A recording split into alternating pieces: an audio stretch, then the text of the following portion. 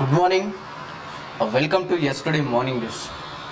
రాష్ట్రంలో రాజకీయం అవసరాలకు అనుగుణంగా వెళ్తుంది. ఎందుకంటే నిన్నటి వరకు బీఆర్ఎస్ పార్టీలో ఉన్న వాళ్ళంతా నేడు కాంగ్రెస్ పార్టీలోకి చేరడం జరుగుతుంది. ఎవరికి అనుకూలంగా, ఎవరి రాజకీయ భవిష్యత్తు వాళ్ళకు అనుగుణంగా అధికారంలో ఉన్న పార్టీకి వెళ్ళడమే లక్ష్యంగా పెట్టుకొని రాజకీయాలు చేయడం జరుగుతుంది.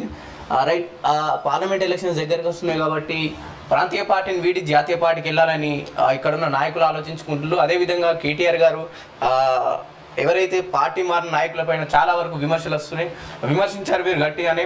10 సంవత్సరాలు ఈ అధికారంలో పార్టీలో ఉండి మీరు అధికారాలను అనుభవించి 3 నెలలు పూర్తి కాగానే ప్రతిపక్ష ఇప్పుడు ఏదైతే అధికారంలో ఉన్న పార్టీకి మీరు వెళ్తారని చెప్పేసి గట్టి వ్యాఖ్యలు చేయడం జరిగింది. అలాగే రేవంత్ రెడ్డి గారు కూడా ఫోన్ ట్యాపింగ్ పై గట్టిగానే స్పందించారు మన కేటీఆర్ పైన. చూద్దాం ఈ ఎలక్షన్ ఈసారి ఎంత గట్టిగా, ఎంత హోరాహోరీగా ముందుకెళ్తా చూడాల్సిన అవసరం ఉంది. ఎందుకంటే ప్రాంతీయ పార్టీ, బీఆర్ఎస్ పార్టీ ఆల్మోస్ట్ కన్వర్గయ్యే పరిస్థితిలోనే ఉంది. ఎందుకంటే మంచి లీడర్లు, బీఆర్ఎస్ అనుకున్న మంచి లీడర్లు కాంగ్రెస్లోకి జంప్ అవుతున్నారు. నిజంగా బీఆర్ఎస్ 17 సెగ్మెంట్లలో ఎంత గట్టి పోటీ ఇవ్వగలుగుతుంది అనే విషయాలపై మనతో పాటు మాట్లాడడానికి మార్నింగ్ న్యూస్లో పంటసాయన అన్నారు. అంటే ఒకసారి మనం మార్నింగ్ న్యూస్లో ప్రధాన పేపర్లో ప్రధాన వార్తలు చూసే ప్రయత్నం చేద్దాం. టాస్క్ ఫోర్స్ వాహనాల్లో ఎన్నికల డబ్బు, గత అసెంబ్లీ ఎన్నికల వేళ తరలింపు, ఓ ప్రధాన పార్టీ అభ్యర్థులకు అందజేత, దర్యాప్తులో విస్తుగొలిపే విషయాలు బహిర్గతం, చెంచలగూడ జైలుకు మాజీ ఓఎస్డీ రాధాకిషన్ రావు, రాష్ట్రంలో సంచలనం రేపిన ఫోన్ ట్యాపింగ్ వ్యవహారంలో రోజుకో బండారం బయటపడుతుంది. స్పెషల్ ఇంటెలిజెన్స్ బ్రాంచ్ ఎస్బీఐలో సమాచారం ధ్వంసంపై మొదలైన దర్యాప్తు లోతుల్లోకి వెళ్లే కొద్దీ మలుపులు తిరుగుతోంది.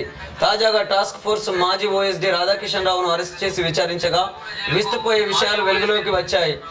ఇందుకు సంబంధించి విశ్వసనీయ సమాచారం ప్రకారం గత ప్రభుత్వ హయాంలో టాస్క్ ఫోర్స్ను తమ గుప్పిట్లో ఉంచుకున్న రాధాకిషన్ రావు సిబ్బందిని అనధికార కార్యకలాపాలకు వినియోగించుకున్నారు. కేసుల దర్యాప్తుకే పరిమితం కాకుండా ఓ ప్రధాన పార్టీకి లబ్ధి చేకూర్చేలా వ్యవహరించారు. ముఖ్యంగా గత నవంబర్లో శాసనసభ ఎన్నికల సమయంలో ఆయన ఆగడాలు పతాక స్థాయికి చేరాయి. సదరు పార్టీకి ఆర్థిక వనరులు సమకూర్చడం కోసం తన బృందాన్ని రంగంలోకి దింపారు అనేటటువంటి వార్త చూడవచ్చు. అదేవిధంగా ప్రణీత్ రావు ద్వారా ప్రత్యర్థుల కదలికలపై నిఘా, రాధాకిషన్ రావు బృందం ప్రధాన పార్టీ నాయకులపై పోటీ చేసే ప్రత్యర్థుల్ని కట్టడి చేయడంలోనూ కీలకంగా వ్యవహరించింది. దీనికోసం ముందుగా పలువురు నేతలు, వ్యాపారుల ప్రొఫైళ్లు రూపొందించి ఎస్బీఐ కార్యాలయంలో ప్రణీత్ రావుకు ఇచ్చేవారు. అతను వారి కార్యకలాపాలపై సాంకేతిక సహాయంతో రహస్యంగా సమాచారం సేకరించి తిరిగి రాధాకిషన్ రావుకు చేరవేసేవారు. దీని ఆధారంగా రాధాకిషన్ రావు బృందం క్షేత్రస్థాయిలో ఆపరేషన్లు చేపట్టి ప్రధాన పార్టీ ప్రత్యర్థుల్ని కట్టడి చేయడంపై దృష్టి సారించింది. ఈ కేసులో ఇప్పటికే అరెస్ట్ అయిన భుజంగరావు సైతం అదే పార్టీకి ప్రయోజనం చేకూర్చేందుకు ప్రైవేటు ప్రొఫైల్ రూపొందించినట్లు దర్యాప్తులో బహిర్గతమైంది. భువనగిరిలో ఏసీబీగా ఉన్న భుజంగరావు అదనపు ఎస్పీగా పదోన్నతి పొందిన అనంతరం తొలుత అనిషాకు బదిలీ అయ్యారు. అతను నిధుల్లో చేరకముందే ఇంటెలిజెన్స్లో నియమిస్తూ ఉత్తర్వులు జారీ అయ్యాయి. అక్కడ పొలిటికల్ ఇంటెలిజెన్స్ విభాగంలో పనిచేస్తూ ప్రైవేట్ ప్రొఫైళ్లను ప్రణీత్ రావుకు అందించినట్లు దర్యాప్తులు వెల్లడైంది అనేటటువంటి వార్తను చూస్తే నిజంగా ఉన్న నాయకుల వల్ల ఇప్పుడున్న కింది స్థాయి అధికారులు బలవుతున్నారు. నిజంగా రేవంత్ రెడ్డి గారు గత మాజీ ఎమ్మెల్యేలు, మంత్రులపైన చర్య తీసుకుంటారు, లేకుంటే ఈ అధికారుల దగ్గరని విచారణ కానీ ఈ అరెస్టు కానీ ఆపేస్తారనే వార్తలు కూడా చాలా వరకు వస్తున్నాయి. అదే కదా, ఇప్పుడు ఎన్నికల వ్యవస్థలో పార్టీ అధికారంలోకి వచ్చిన తర్వాత టాస్క్ ఫోర్స్ వాహనాల్లోనే ఎన్నికల డబ్బును తరలిస్తున్నారంటే కంచెనే చేనును మేసిన తర్వాత ఇక చేనును కాపాడేది ఎవరు? కాబట్టి ఈ వ్యవస్థలోనే లోపాలు ఉన్నాయి. ఇవాళ మీరు ఎన్నికల కమిషన్ ఉంటుంది, ఎన్నికల కమిషన్ కనుసన్నల్లో ఎన్నికలు నిర్వహిస్తున్నటువంటి పరిస్థితి ఉంటుంది. ఆ ఎన్నికలు నిర్వహిస్తున్న సమయంలో ఏదైతే ప్రతిపక్ష పార్టీలకు సంబంధించినటువంటి వాహనాలపై నిఘా పెట్టడం కానీ, లేదా ఇండిపెండెంట్ల ప్రచార వాహనాలపైన కానీ ఇండిపెండెంట్ల పైన నిఘా పెట్టడం కానీ జరుగుతున్నది. వీళ్ళు అధికారంలో ఉన్నటువంటి పార్టీ అధికార దుర్వినియోగానికి పాల్పడుతున్నటువంటి పరిస్థితి ఉన్నది. కాబట్టి అధికారులు తమ విధిని ఏ విధంగా అయితే నిర్వర్తించాలనో అట్లా కాకుండా ఆ విధి నిర్వహణలోనే అనేక రకాల అక్రమాలకు పాల్పడుతున్నటువంటి పరిస్థితి ఉన్నది. ఇవాళ టాస్క్ ఫోర్స్ వాహనాల్లోనే ఎన్నికల డబ్బును తరలించిరు అని అంటే ఇక మరి ఎవరు పట్టుకోవాలి వాళ్ళను? ఏ విధంగా ఈ ఎన్నికల్లో విచ్చలవిడిగా డబ్బులు పంచుతున్నటువంటి పరిస్థితి ఆగాలి? అదేవిధంగా అనేక రకాల వస్తువులు మస్తున్నారు, రకరకాల ప్రలోభాలకు గురి చేస్తున్నారు ఈ పార్టీ నాయకులు. కాబట్టి ఇలాంటివన్నీ ఆగాలి అనంటే అధికారం అనేది ప్రజలకు అది దుర్వినియోగం కాకుండా సద్వినియోగం చేసుకోబడ్డప్పుడు మాత్రమే ఇది సాధ్యమయ్యే అవకాశం ఉంది. అక్కడక్కడ జనాలకు కూడా పోలీస్ వెహికల్ చెక్ చేసి యాక్సెస్ ఇవ్వాలి. ఎందుకంటే అంటే జనాలు ఇవ్వరు, ఈసీ ఇతర వాహనాలు చెక్ చేసే ఒక యాక్సెస్ ఇచ్చింది కాబట్టి పోలీసులకు, జనాలకు కూడా టాస్క్ ఫోర్స్ వెహికల్స్ కావచ్చు, పోలీసు వాళ్ళ వెహికల్స్ కావచ్చు చెక్ చేసి యాక్సెస్ ఇస్తే నిజంగా పోలీసు దాంట్లో కూడా ఎంతమంది దొంగలు దొరుకుతారని ఆలోచన ముందే దొరుకుతుంది. ఇలాంటి అధికారం మారిన తర్వాత వీళ్ళు జైలుకి వెళ్ళడం కాదు, అధికారంలో ఉన్నప్పుడే వీళ్ళు అసలు వాళ్ళు దొరికే అవకాశాలు ఉంటాయి. కరెక్టే, కానీ అది సాధ్యాసాధ్యాలను బట్టి మనం ఆలోచించాల్సి ఉంటది. కాబట్టి ఏది ఏమైనా ఇందులో మార్పు రాకపోతే ఇవాళ ఈ పార్టీ, రేపు ఇంకో పార్టీ, తర్వాత మరో పార్టీ ఏదైనా సరే వ్యవస్థలో ఉన్న లోపాలను ఆధారం చేసుకొని ఆ పార్టీ అధికారంలోకి రావడం జరుగుతుంది.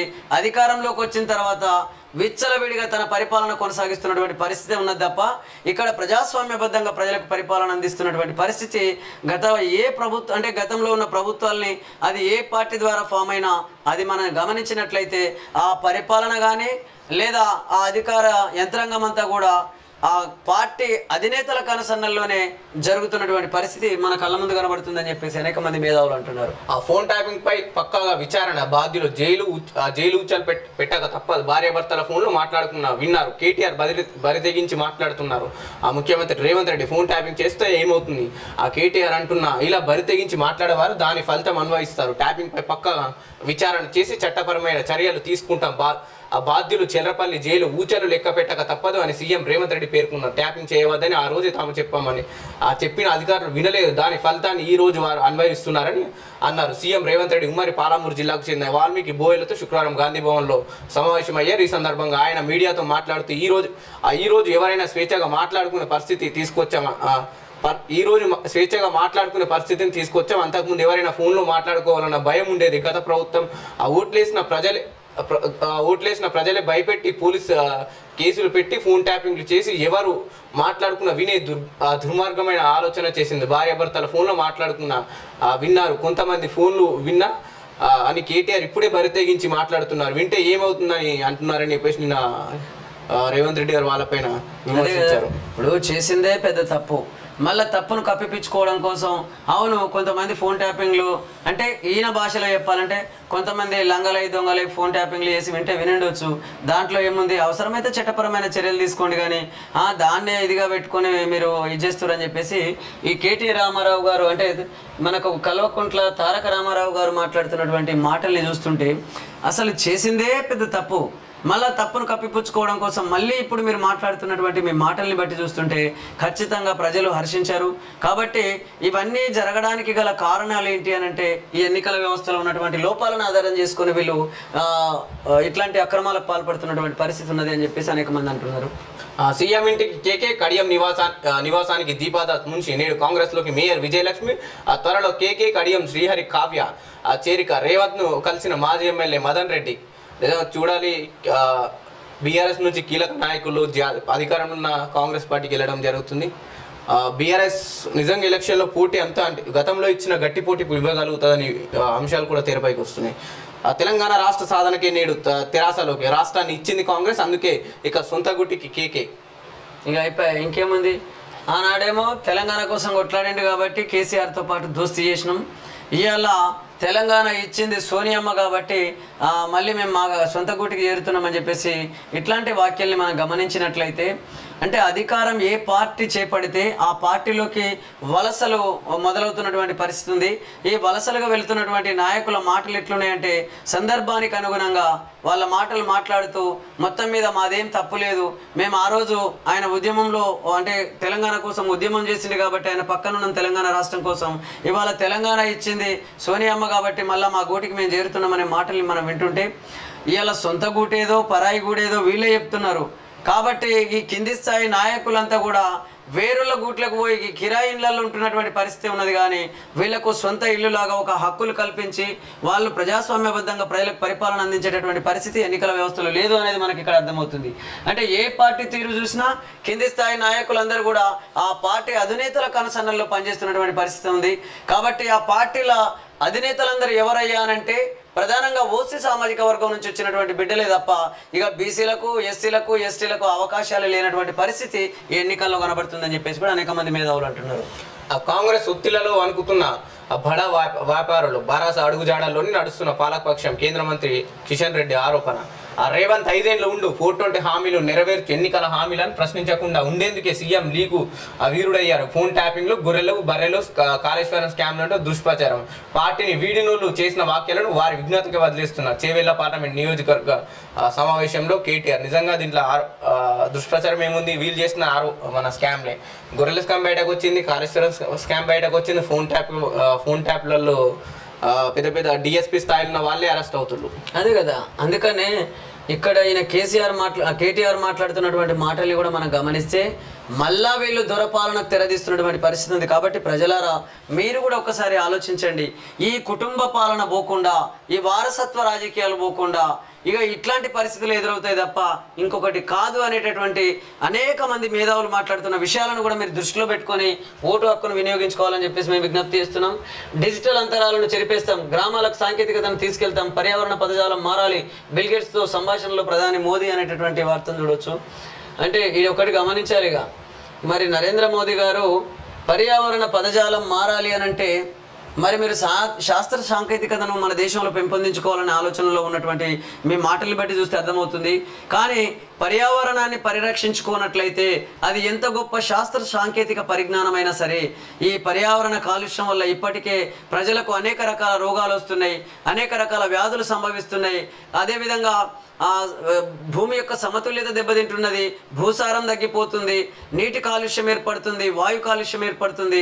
ఇట్లా వాతావరణ కాలుష్యం వల్ల మొత్తం ప్రాణికోటి ప్రపంచానికి ప్రమాదం జరిగే అవకాశం ఉన్నది. కాబట్టి పర్యావరణాన్ని దృష్టిలో పెట్టుకునే మనం ఇవాళ శాస్త్ర సాంకేతికతను పెంపొందించుకోవాల్సినటువంటి అవసరం ఎంతైనా ఉన్నదని చెప్పేసి మేము విజ్ఞప్తి చేస్తున్నాం. అమ్మో ఎండ, అప్రమత్తతే అండ, శరీరం నుంచి నీరు బయటికి వెళ్లడంతోనే సమస్యలు, మూత్రపిండాల్లో రాళ్ళు, ఇతర ఇబ్బందులు తలెత్తే ఆస్కారం. వృద్ధులు, పిల్లలు మరిన్ని జాగ్రత్తలు పాటించాలి. మరి చల్లటి నీరు వద్దే వద్దు, ద్రవ పదార్థాలు తీసుకోవడం అవసరం. ఈనాడుతో internal medicine specialist doctor Praveen Kulkarni. బాణుడు అప్పుడే బగబగమంటున్నాడు. రోజు రోజుకు పెరుగుతున్న ఉష్ణోగ్రతలతో అనారోగ్య సమస్యలు ఎక్కువయ్యే అవకాశం ఉంది.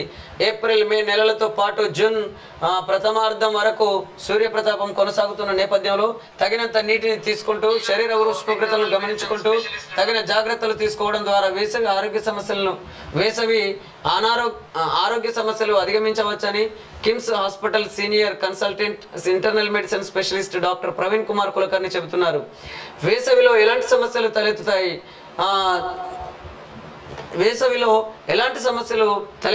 తీసుకోవాల్సిన జాగ్రత్తలను ఆయన ఈనాడుతో పంచుకున్నారు. సాధారణంగా వచ్చే ఆరోగ్య సమస్యలు, ఎండలు ఎక్కువైనప్పుడు శరీర ఉష్ణోగ్రత పెరుగుతుంది. తద్వారా శరీరంలో నీరు బాగా పోవడం వల్ల నిర్జలీకరణ, డిహైడ్రేషన్తో హీట్ క్రాంప్స్, జీర్ణకోశ సంబంధిత వ్యాధులు, విరేచనాలు, గుండె లయలో మార్పులు, రక్తపోటు, బీపీలో హెచ్చుతగ్గులు, మూత్రపిండాల్లో రాళ్ళు, మూత్రనాళాల సమస్యలు, వేడి దద్దుర్లు, హీట్ ర్యాషెస్ వచ్చే అవకాశం ఉంటుంది. కండరాలకు తగినంత ఆక్సిజన్ అందక వేసవిలో మూత్రపిండాల్లో రాళ్ళ సమస్య ఎక్కువగా ఉంటుంది. తగినంత నీరు తాగకపోవడంతో పాటు గాలిలో తేమ తక్కువ శాతం ఉన్నందువల్ల శరీరంలో నీరు బయటకు పోతుండడంతో సమస్యలు వస్తాయి అనేటటువంటి వార్తను మనం చూడొచ్చు. అందుకే సామాన్యంగా వర్షాకాలం, చలికాలం కంటే కూడా ఎండాకాలం మనం చాలామంది ఇంకా కష్టజీవులకైతే అటు కార్మికులకు కానీ, ఇటు కర్షకులకు కానీ, అటు సైనికులకు కానీ వాళ్ళ విధి నిర్వహణలో చాలామంది ఎండలో ఉండి పనిచేయాల్సినటువంటి పరిస్థితి ఉన్నది. కాబట్టి ఆ సందర్భంగా ఆ వేడికి అంటే మన బాడీలో ఉన్నటువంటి నీరంతా కూడా చెమట రూపంలో బయటకు పోయి దాంట్లో ఆ చెమట ద్వారా రకరకాల లవణాలన్నీ కూడా, మన శరీరానికి ఉపయోగపడే లవణాలన్నీ కూడా చెమట ద్వారా బయటకు పోతున్న సందర్భంగా బాడీలో డిహైడ్రేషన్ ఏర్పడి మన బాడీలో ఉన్నటువంటి ఆర్గన్స్ అన్నీ కూడా సరిగ్గా పనిచేసే పరిస్థితి ఉండదు. కాబట్టి కావలసిన నీరును మనం తాగినట్లయితే ఈ ఎండ నుంచి కలిగేటటువంటి మన ఆరోగ్య సమస్యలన్నిటినీ కూడా కాస్త మనం జాగ్రత్తలు తీసుకోవడం ద్వారా కొంత మేరకు మన ఆరోగ్యాన్ని కాపాడుకోవచ్చు అని చెప్పేసి డాక్టర్ గారు ఇస్తున్నటువంటి సలహాలని మనం ఇక్కడ దృష్టిలో పెట్టుకొని వీలైనంత మేరకు గంటకు నీళ్లు తాగుతూ మన ఆరోగ్యాన్ని కాపాడుకోవాలని చెప్పేసి మేము కూడా ప్రజలకు విజ్ఞప్తి చేస్తున్నాం. ఎవరి బాధ వారిదే. సూర్యాపేట జిల్లా నూతనకల్ మండలంలో 21R 22R SRSP ఉప కాలువల కింద సుమారుగా 9,000 ఎకరాల ఆయకట్టు ఉంది.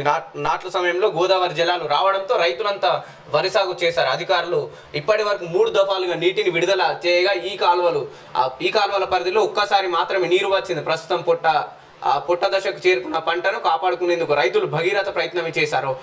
అప్పులు చేసి ఒక్కొక్కరు సుమారుగా 3 నుంచి 4 బోర్లు వేసుకున్నారు.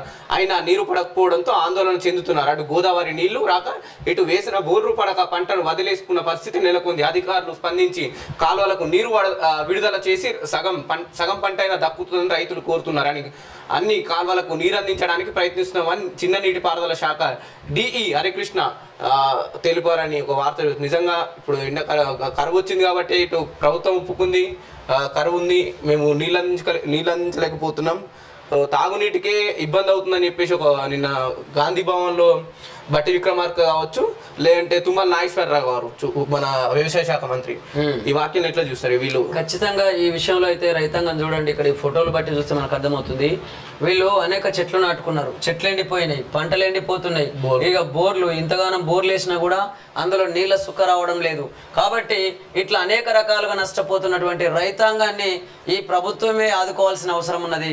లేకపోతే రాబోయే రోజుల్లో ఈ రైతాంగం గత ప్రభుత్వ హయాంలో కదా ఆత్మహత్యలు చేసుకున్నటువంటి సంఘటనలు ఏ విధంగా అయితే మనం చూసినామో అలాంటి సంఘటనలు చూసే ప్రమాదం ఉన్నది. కాబట్టి ఎట్టి పరిస్థితులలో రైతాంగం విషయంలో అశ్రద్ధ చేయొద్దని చెప్పేసి మేము తెలంగాణ రాష్ట్ర ప్రభుత్వానికి విజ్ఞప్తి చేస్తున్నాం.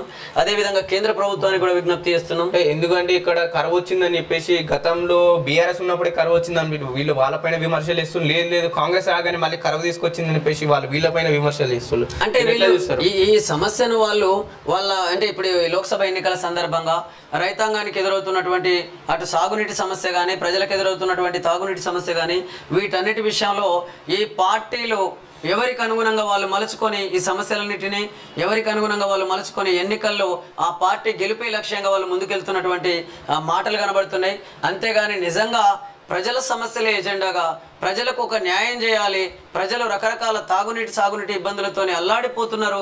అలాంటి ప్రజలను అటు సాగునీరు అందివ్వడం ద్వారా కానీ, ఇటు తాగునీరు అందివ్వడం ద్వారా కానీ, ఒకవేళ పంట నష్టపోయినటువంటి అనేక మంది రైతాంగాన్ని ఆదుకోవడం విషయంలో కానీ ఆలోచిస్తున్నటువంటి పరిస్థితి అయితే ఎన్నికల వ్యవస్థలో కనబడతలేదని చెప్పేసి కూడా అనేక మంది మాట్లాడుతున్నారు. కాబట్టి పరిస్థితులలో మార్పు రావాలి.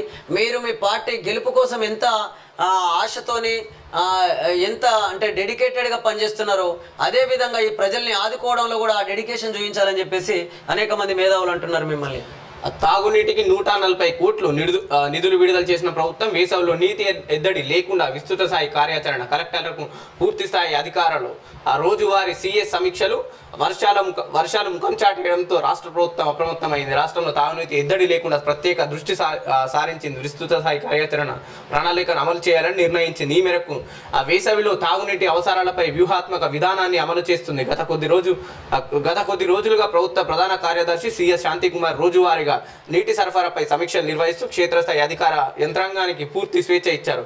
వేసవి కార్యాచరణకు రాష్ట్ర ప్రభుత్వం సుమారు 140 కోట్లు విడుదల చేసింది.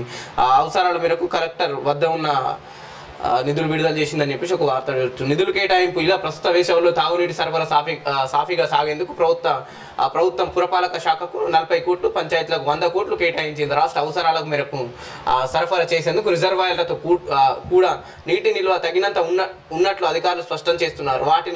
వాటి నుంచి తగిన రీతిలో నీటిని విడుదల చేసేందుకు ఇప్పటికే కార్యాచరణ సైతం రూపొందించారు.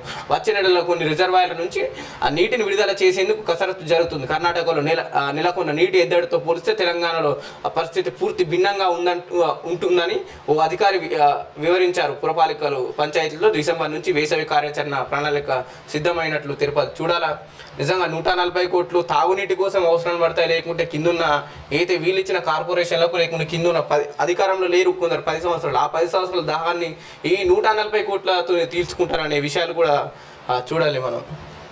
విపక్షాలకు ఆ పన్ను పోట్లు 1823 కోట్లు చెల్లించాలంటూ కాంగ్రెస్కు మళ్ళీ ఐటీ నోటీసు. సిపిఎంకు పన్ను మినహాయింపు రద్దు, బ్యాంకు ఖాతా వెల్లడించలేదని 15.59 కోట్ల వడ్డింపు, పాదపాంతో రిటర్నులు దాఖలపై సిపిఐకి తాకీదు. దేశవ్యాప్త నిరసనలకు హస్తం పార్టీ పిలుపు. బీహార్లో ఇండియా కూటమి ఎంపీ సీట్లు ఖరారు. ఆర్జేడీకి 26, కాంగ్రెస్ 9, వామపక్షాలు 5 స్థానాల్లో పోటీ. మళ్ళీ ఫసల్ బీమా యోజన అమలు. ప్రతి సీజన్కు రాష్ట్ర వాటాగా 1500 కోట్లు. ప్రాంతం పంటల ఆధారంగా ప్రీమియం. ప్రభుత్వానికి వ్యవసాయ శాఖ నివేదిక. వచ్చే వానాకాలం సీజన్ నుంచి కేంద్ర ప్రభుత్వ పంటల బీమా పథకం ప్రధానమంత్రి ఫసల్ బీమా యోజన PMFBY తెలంగాణలో తిరిగి అమలయ్యే అవకాశాలు కనిపిస్తున్నాయి. రాష్ట్రంలో ఈ పథకం 2016 నుంచి 2020 వరకు అమల్లో ఉండేది. తర్వాత 4 ఏళ్లుగా పంట నష్టపోయిన రైతులకు ఎలాంటి బీమా వర్తించడం లేదు. తాజాగా PMFBYని తిరిగి ఆచరణలో పెట్టేందుకు కాంగ్రెస్ ప్రభుత్వం కసరత్తు చేస్తుంది. ఈ మేరకు వ్యవసాయ శాఖ విధి విధానాలను రూపొందిస్తుంది. ఇందులో బీమా ప్రీమియం చెల్లింపుకు కేంద్ర రాష్ట్ర ప్రభుత్వాలు 50% చొప్పున నిధులను భరిస్తాయి. ఈ నేపథ్యంలో రాష్ట్ర ప్రభుత్వ వాటాగా ప్రతి సీజన్కు 1500 కోట్ల చొప్పున ఏటా 2 సీజన్లకు కలిపి 3000 కోట్లు అవసరమని వ్యవసాయ శాఖ అంచనా వేసింది. ఇది అమలైతే ప్రకృతి వైపరీత్యాలతో పంటలు నష్టపోయిన రైతులకు ఎలాంటి భారం లేకుండా బీమా అందుతుంది. భారీగా పెరిగిన ప్రీమియంలు. పంటల బీమాకు గతంతో పోలిస్తే ప్రీమియంలు పెరిగాయి. ప్రస్తుతం వానాకాలం పంటకు 2%, యాసంగి పంటకు 1.5%, వాణిజ్య పంటలకు 5% ప్రీమియంను బీమా సంస్థలు వసూలు చేస్తున్నాయి. పంట విత్తు నుంచి కోత వరకు ప్రతి విపత్తు కారణంగా ఏమైనా నష్టం వాటిల్లితే రైతులకు బీమా సొమ్ము అందుతుంది. కౌలుదారుతో సహా రైతులందరూ ఈ పథకం కింద కవరేజ్ పొందడానికి అర్హులే అనేటటువంటి వార్తను మనం గమనించినట్లయితే వీళ్ళు అంటే ప్రకృతి వైపరీత్యాలతో పంటలు నష్టపోయిన రైతులకు ఎలాంటి భారం లేకుండా బీమా అందుతుంది అని చెప్పేసి మాట్లాడుతున్నారు. కానీ ఈ రాష్ట్రంలో కానీ దేశంలో కానీ ప్రకృతి వైపరీత్యాల కంటే ప్రభుత్వాలు చేస్తున్నటువంటి నిర్లక్ష్యం వల్లనే అనేక మంది రైతాంగం నష్టపోతున్నటువంటి పరిస్థితి ఉన్నది. అనేక మంది రైతులు అప్పుల పాలవుతున్నటువంటి పరిస్థితి ఉన్నది.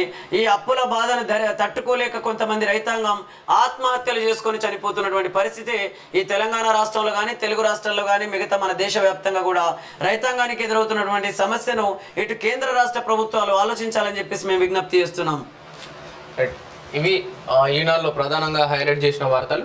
దానంపై అనర్హత వేటు వేయాలి, స్పీకర్ను ఎలా ఆదేశించగలం, ఎమ్మెల్యేలపై అనర్హత వేటు వేయాలని ఓటర్ను కోరవచ్చా, అనర్హతపై స్పీకర్కు ఆదేశాలు ఇవ్వవచ్చనే అంశాలపై ఒక తీర్పు అయినా ఉందా, పిటిషనర్కు హైకోర్టు ప్రశ్న విచారణకు ఒకటికి వాయిదా. ఏదైతే ఎమ్మెల్యేలు పార్టీ మారుతున్న వైనం కనిపిస్తుంది కాబట్టి అనర్హత వేటు వేయాలని చెప్పేసి ప్రతిపక్షాలు విమర్శిస్తున్నాయి. కోర్టులో ఇలాంటి విచారణకు సంబంధించిన విషయాలు తీసుకోగలుగుతారని చెప్పేసి వీళ్ళు చర్చిస్తున్నారు. నిజంగా ఈ కోర్టులో కేసు అసలు ఇట్లేసుడు కాదు. ఈ పార్టీ అధినేతలు ఎవరైతే ఉన్నారో మేము గేట్లు ఎత్తుతున్నాం, మేము గేట్లు మోస్తున్నాం, మేము గేట్లు తెరిస్తే ఇక మొత్తం వరద ఇచ్చే కొట్టుకొని వచ్చినట్టు వస్తారని చెప్పేసి ఎవరైతే మాట్లాడుతున్నారో వాళ్ళ మీద ముందు కేసులు పెట్టి వాళ్ళ మీద విచారణ చేయించాల్సినటువంటి అవసరం ఉన్నది. దేశంలో ఎన్నికల వ్యవస్థలోనే ఉన్న లోపాలను ఆధారం చేసుకొని అన్ని పార్టీలు కూడా ఇలాంటి ప్రకటనలు చేస్తున్నాయి, ఇలాంటి మాటలే మాట్లాడుతున్నాయి. కాబట్టి ఇది ప్రజాస్వామ్యానికి అంత మంచిది కాదు అని చెప్పేసి అనేక మంది మేధావులు మాట్లాడుతున్నారు. భార్యాభర్తల మాటలు వింటారా? గత ప్రభుత్వానికి దుర్మార్గపు ఆలోచన. ఇతరుల ఫోన్లు వింటే ఏమవుతుందని కేటీఆర్ మాట్లాడుతున్నారు. అట్లా వింటే చెల్లపల్లి జైల్లో చిప్పకుడు తినాల్సి వస్తుంది. వారి మాటలు విని తప్పులు చేయొద్దని అధికారులను ఆనాడే హెచ్చరించాం. మహబూబ్ నగర్లో నన్ను దెబ్బతీసేందుకు బీజేపీ బీఆర్ఎస్ కలిసి కుట్ర. దేశానికి ఆదర్శంగా మా పాలన. ఇతర రాష్ట్రాల వారు కితాబులు ఇస్తున్నారు. వాల్మీకి బోయలతో సమావేశంలో ముఖ్యమంత్రి రేవంత్ రెడ్డి వ్యాఖ్యలు. ఎన్నికలయ్యాక సంపత్కు పదవి ఇస్తామని సీఎం. అంటే మొత్తం మీద అయితే భార్యాభర్తలు మాట్లాడుకున్నా కూడా మీరు వాళ్ళ ఫోన్ ట్యాపింగ్ చేసి వాళ్ళ మాటలు వింటున్నారంటే నిజంగా ఏమైనా కొద్దిగానైనా సిగ్గు అనిపిస్తలేదా? అసలు ఈ వార్తలు ఇవన్నీ చూస్తుంటే ఈ గత ప్రభుత్వ హయాంలో జరిగినటువంటి ఫోన్ ట్యాపింగ్కు కారకులైనటువంటి సూత్రధారులు ఎవరైతున్నారో వాళ్ళు ముందు సిగ్గుపడాలి. ఆ పార్టీ అధినేతలు ఎవరైతున్నారో వాళ్ళు ముందు సిగ్గుపడాలి. మీ పార్టీ ప్రభుత్వ హయాంలో మీరు చేసినటువంటి ఫోన్ ట్యాపింగ్ ఇవన్నీ చూస్తుంటే జరనన్న సిగ్గు తెచ్చుకోరి. ఇంకా మళ్ళీ ప్రజల కోసం నేను నిలబడ్డాం, ప్రజల కోసం మేము పాటుపడుతున్నాం. తెలంగాణ ప్రజలు ఊరుకోరు, లేకుంటే ఉద్యమకారులు ఊరుకోరు. ఉద్యమకారులు మీలాంటి వాళ్ళని సహించరు, ఇలాంటి ఫోన్ ట్యాపింగ్లను వాళ్ళు సహించరు. కాబట్టి మళ్ళా ఉద్యమకారులు అనే పదాలను వాడడం, తెలంగాణ అనే పదం ఏదో మీ ఇంట్లోకి వెళ్ళి పుట్టినట్టు మాట్లాడడం, ఇలాంటివన్నీ కరెక్ట్ కాదు అని చెప్పేసి అనేక మంది తెలంగాణ ఉద్యమకారులు మాట్లాడుతున్నారు. కేటీఆర్ అంటారు ఊకోసారి నేను గెలవనికి ఫోన్ ఎవరి మాటలు ఏంటింది, ఎవరు ఫోన్ టైపింగ్ చేసింది, అది తప్పు కదా. నిందితులపై టెలిగ్రాఫ్ చట్టం దేశంలోని తొలిసారి ప్రయోగం. ఇప్పటిదాకా ఏ రాష్ట్రం వాడలేదు. కోర్టు అనుమతి కోరిన పోలీసులు టాపింగ్ కేసులో రాధాకిషన్ అరెస్ట్. ఫోన్లు ట్యాప్ చేసి ప్రైవేట్ వ్యక్తుల ప్రొఫైల్ చేశాం. ఆ ప్రభుత్వ వాహనాల్లో ఎన్నికల నగదు తరలించాం. విచారణలో రాధాకిషన్ 14 రోజుల రిమాండ్. పోలీస్ కస్టడీకి భుజంగరావు తిరుపతన్న. నన్ను పిచ్చోని చేశారు. రంజిత్ మహేందర్ రెడ్డి ఆస్కార్ స్థాయి నటులు పార్టీ మారబోమని నా ముందే లొల్లి పెట్టుకున్నారు. ఆ కట్ చేస్తే 15 రోజుల్లోనే 2 కాంగ్రెస్లోకి చేరారు. పట్నం వెన్నుపోటు వల్లే తాండూరులో ఓడిపోయాం. కేకే కడియం కష్టకాలంలో పార్టీని వీడి వెళ్తున్నారు. పార్టీ మారుతున్న ద్రోహులకు ప్రజలే బుద్ధి చెప్తారు. వాళ్ళు కేసీఆర్ కాలు పట్టుకున్నా మళ్ళీ రానివ్వం. కొత్త తరం నాయకత్వాన్ని తయారు చేసుకుంటాం. 13న చేవిల్లెలో కేసీఆర్ సభను జయప్రదం చేద్దాం. బీజేపీని ఆపే బలం స్థానిక పార్టీలకే ఉంది. కేటీఆర్ పార్టీని వీడుతున్న దొంగలు ద్రోహులే. బీఆర్ఎస్ కార్యకర్తలను ఎవరు కొనలేరు. ఇక్కడ మనం గమనించాలి, ఈయన నన్ను పిచ్చోడిని చేశారు అని చెప్పేసి కేటీఆర్ గారు మాట్లాడుతున్నటువంటి మాటను చూడొచ్చు. నిన్ను పిచ్చోని చేశారని చెప్పేసి ఇప్పుడు నీకు గుర్తొచ్చింది. కానీ మీరు తెలంగాణ ఉద్యమం పేరుతోనే అధికారంలోకి వచ్చిన తర్వాత తెలంగాణ రాష్ట్రంలో మొట్టమొదటిసారి మీ అయ్య ముఖ్యమంత్రి అయిన తర్వాత మీరు తెలంగాణ ఉద్యమ సమయంలో ఇచ్చినటువంటి వాగ్దానాలు ఒకసారి మీరు చదవండి. అదే తెలంగాణ వచ్చిన తర్వాత మీరు పరిపాలించినటువంటి తీరును మీరు గమనించండి. కాబట్టి మీరు అక్కడ ప్రజలకు ద్రోహం చేయలేదా? ప్రజలను మీరు పిచ్చోలను చేయలేరా? మొట్టమొదటిసారి దళితులనే మీరు పిచ్చోలం చేసినటువంటి పరిస్థితి మీ మాటల్ని ఒకసారి గుర్తు తెచ్చుకోరి అని చెప్పేసి తెలంగాణ ఉద్యమకారులు అడుగుతున్నారు. దళితుల్ని ముఖ్యమంత్రిని చేస్తామని అన్నారు. మరి దళితుల్ని ముఖ్యమంత్రిని చేసిర్రా? అదేవిధంగా దళితులకు 3 ఎకరాల భూమి ఇస్తామన్నారు. ఆ 3 ఎకరాల భూమి ఇచ్చిర్రా? అదేవిధంగా గిరిజన బంధు అన్నారు. మరి గిరిజనులందరికీ గిరిజన బంధు కల్పించిరా? బీసీలకు కూడా బంధు అన్నారు. మరి బీసీ సామాజిక వర్గాలకు బీసీ బంధు ఇచ్చిరా? అదేవిధంగా ఇంటికి ఒక ఉద్యోగం ఇస్తామన్నారు.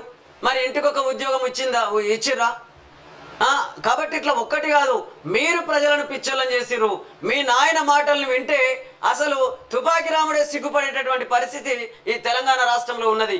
అలాంటి మాయ మాటలు చెప్పి మీరు అధికారంలోకి 2వసారి వచ్చి మళ్ళీ వాళ్ళ ఫోన్ ట్యాపింగ్లకు అదేవిధంగా అనేక రకాల స్కీములలో స్కాములు చేసినటువంటి పరిస్థితి ఈ వార్తల్ని బట్టి చూస్తే అర్థమవుతుందని చెప్పేసి కూడా అనేక మంది తెలంగాణ బిడ్డలు మాట్లాడుతున్నారు. వాళ్ళకి సమాధానం చెప్పండి. కాబట్టి మీ దగ్గరికి వచ్చేసరికి ఇప్పుడు నన్ను పిచ్చోడిని చేసిర్రు. నువ్వు ప్రజలు పిచ్చోళ్ళని చేసినప్పుడు, మీ నాయన పిచ్చోళ్ళని చేసినప్పుడు, నువ్వు మీ కుటుంబం అంతా కూడా ఈ తెలంగాణ ఉద్యమకారులకు ద్రోహం చేసినప్పుడు మీకు కనబడలేదా?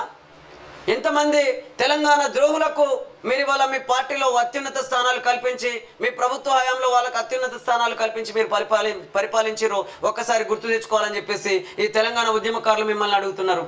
కాబట్టి తెలంగాణ ఉద్యమం పేరుతో అధికారంలోకి వచ్చినటువంటి మీ కుటుంబం ఆనాడు పరిపాలించినటువంటి ఆ పరిస్థితి అంతా చూస్తుంటే నిజంగా తెలంగాణ బిడ్డలను ఘోరంగా మోసం చేసినటువంటి పరిస్థితి ఉన్నది.